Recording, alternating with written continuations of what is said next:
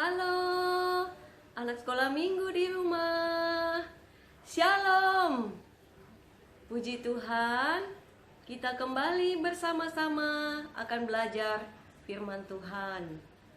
Lause selalu mendoakan anak-anak di rumah. Semoga anak-anak juga demikian mendoakan Lause.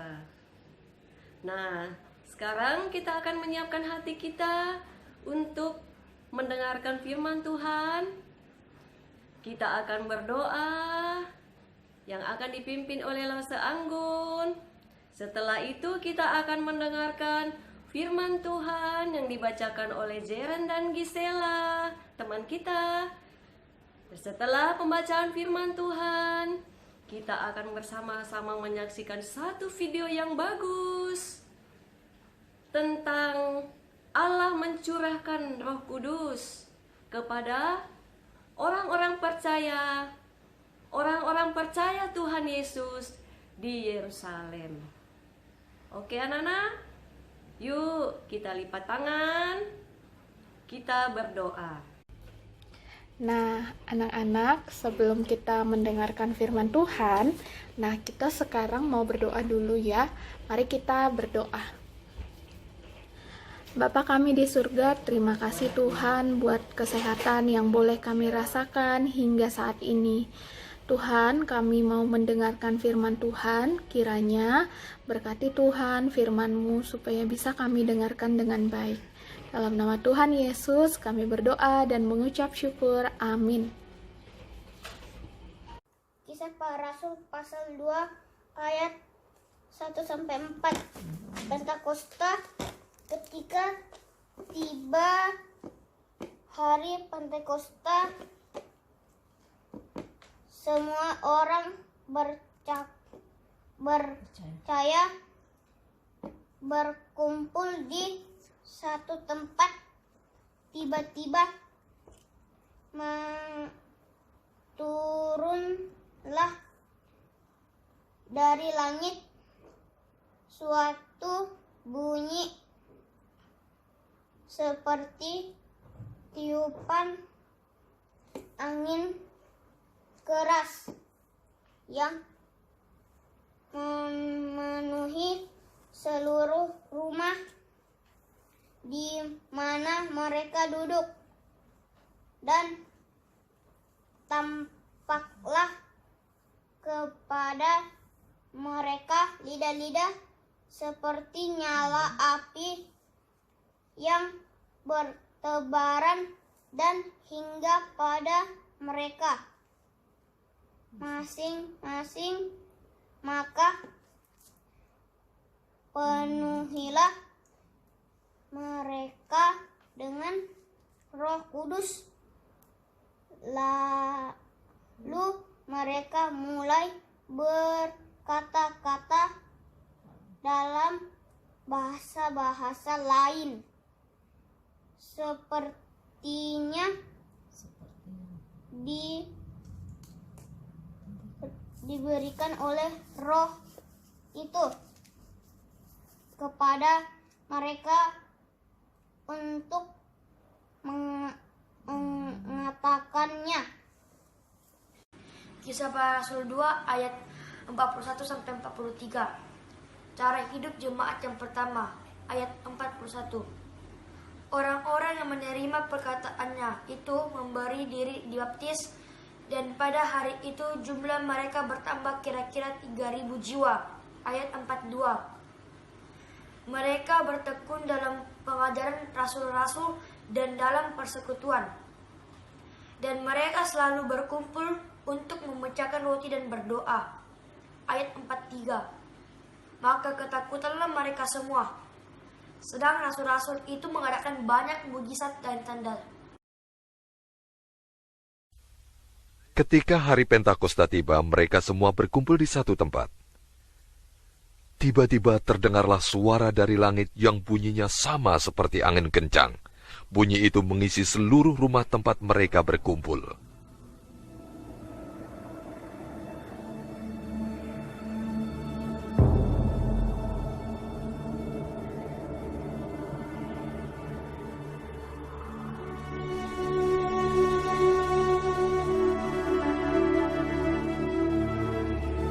Kemudian tampaklah pada mereka seperti nyala api yang disebarkan kepada mereka dan berhenti di atas mereka masing-masing.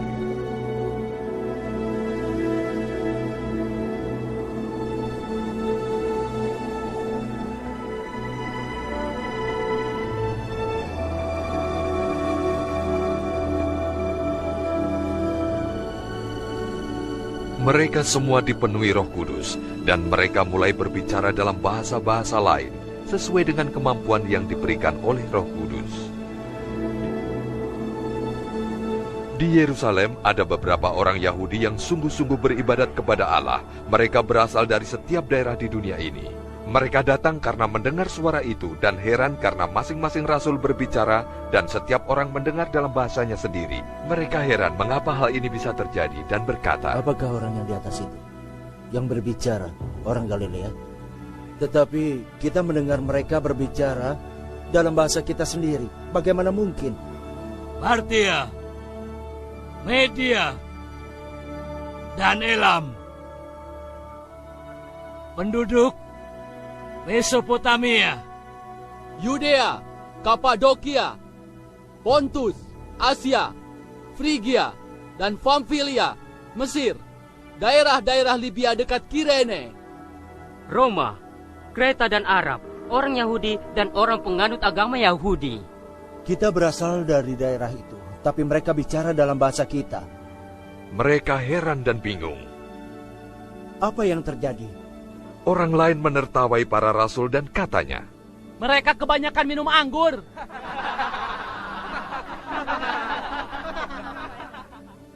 Kemudian Petrus berdiri bersama ke-11 rasul dan berkata, saudara-saudara, dan semua yang tinggal di Yerusalem, izinkanlah aku bercerita, dan dengarkanlah baik-baik.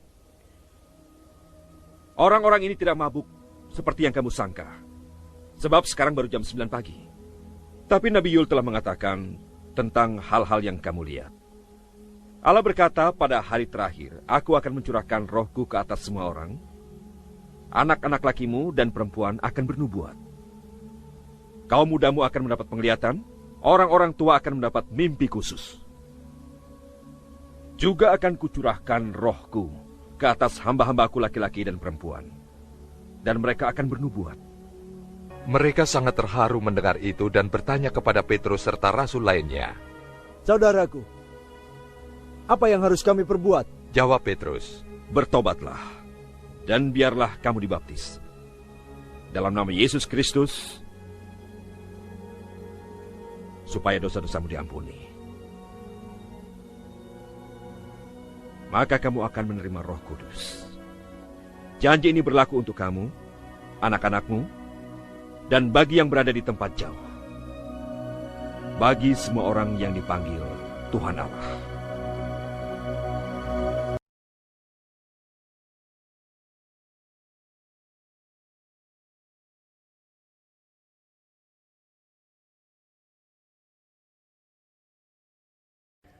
Wah, anak-anak, kita sudah menyaksikan satu video yang luar biasa.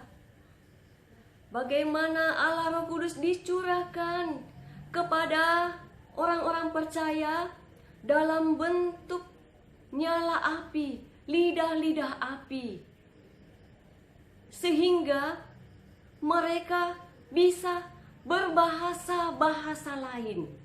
Anak-anak, tugas yang pertama adalah kalian harus mencari tahu di Alkitab bahasa-bahasa apakah itu? SMS Lause sebutkan paling sedikit 5 bahasa. Lause tunggu. Kita kembali membicarakan tentang kuasa Roh Kudus. Lause akan membacakan satu ayat dari Yohanes pasal 14 ayat 26. Tetapi penghibur, yaitu Roh Kudus yang akan diutus oleh Bapa dalam namaku, dialah yang akan mengajarkan segala sesuatu kepadamu. Tuhan Yesus menyampaikan kepada murid-muridnya bahwa Roh Kudus akan mengajarkan kepada mereka tentang segala sesuatu. Luar biasa. Murid-murid Tuhan Yesus dimampukan untuk berbahasa-bahasa lain dengan tujuan untuk mengabarkan Injil kepada bangsa-bangsa lain.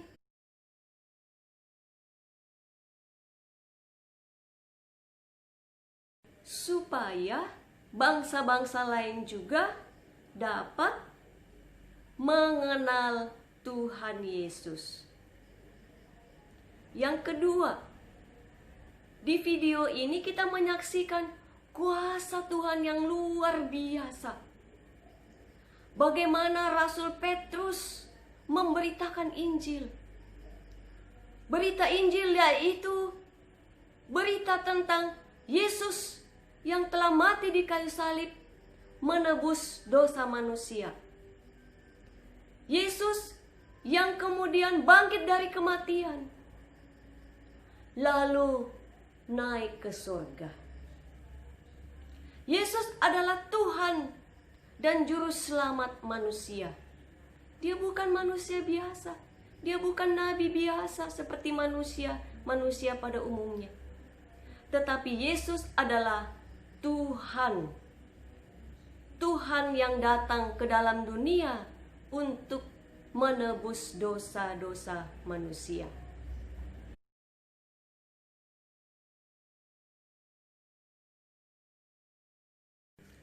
Sesuatu yang luar biasa terjadi ketika Rasul Petrus menyampaikan berita tentang Yesus. Ada 3.000 orang yang bertobat. Ini adalah kuasa Roh Kudus yang memampukan orang-orang yang ada pada saat itu untuk percaya dan menerima Yesus sebagai Tuhan dan Juru Selamatnya. Lalu saya akan bacakan satu ayat di dalam Yohanes pasal 16 ayat 8. Dan kalau Roh Kudus datang, Ia akan menginsafkan dunia akan dosa, kebenaran, dan penghakiman. Jadi, manusia bisa percaya kepada Yesus, bisa menyadari akan keberadaannya sebagai manusia yang berdosa. Semuanya itu adalah pekerjaan kuasa Roh Kudus. Saya, Lause, dan anak-anak semua bisa bertobat, bisa percaya kepada Tuhan Yesus. Semuanya itu adalah pekerjaan kuasa Roh Kudus di dalam hidup kita.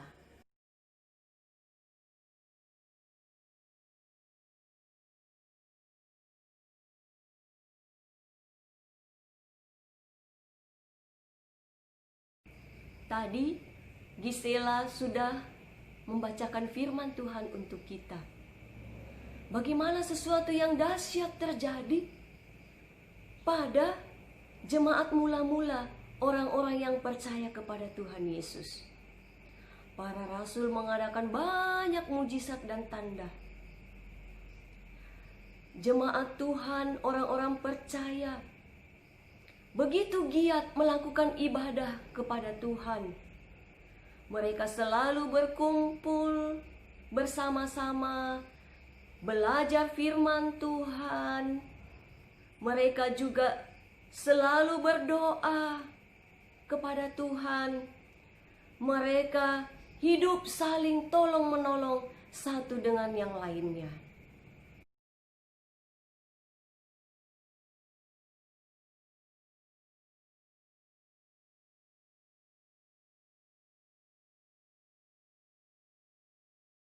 Wah, kehidupan jemaat Tuhan sangat indah. Apakah ini ada di dalam hidup kita? Bagaimana hidup kita bisa mendapatkan kuasa Roh Kudus? Bagaimana Roh Kudus bisa hadir di dalam hidup kita? Ada syaratnya. Yang pertama, anak-anak harus percaya kepada Tuhan Yesus. Anak-anak harus percaya dan menerima Tuhan Yesus sebagai juru selamat. Maka Roh Kudus akan berdiam di dalam diri kita, di dalam hidup kita.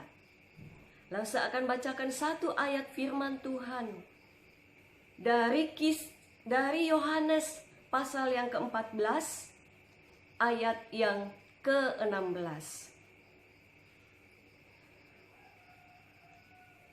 Yesus berkata, "Aku akan minta kepada Bapa, dan Ia akan memberikan kepadamu seorang penolong yang lain, supaya Ia menyertai kamu selama-lamanya." Sungguh luar biasa Tuhan kita. Tuhan Yesus naik ke surga, tetapi Ia memberikan penolong yang akan menyertai kita untuk selama-lamanya, yaitu Roh Kudus. Syarat yang kedua, supaya hidup kita dipenuhi oleh Roh Kudus, adalah kita harus hidup kudus, hidup suci, taat kepada firman Tuhan. Maka hidup kita akan selalu disertai oleh Allah Roh Kudus. Kita akan selalu dipimpin oleh Allah Roh Kudus. Anak-anak, bagaimana kita bisa mengetahui bahwa hidup kita dipenuhi oleh Roh Kudus? Ingat lagu kita, The Fruit of the Spirit, buah-buah Roh Kudus: kasih, sukacita, damai sejahtera, kesabaran, kemurahan, kebaikan, kesetiaan, kelemah lembutan, penguasaan diri. Kalau semuanya itu berproses di dalam hidup kita, hari demi hari kita selalu hidup menghasilkan buah-buah Roh Kudus, maka itulah tandanya bahwa kita adalah anak-anak yang percaya kepada Tuhan Yesus, anak-anak yang hidup di dalam pimpinan Allah Roh Kudus.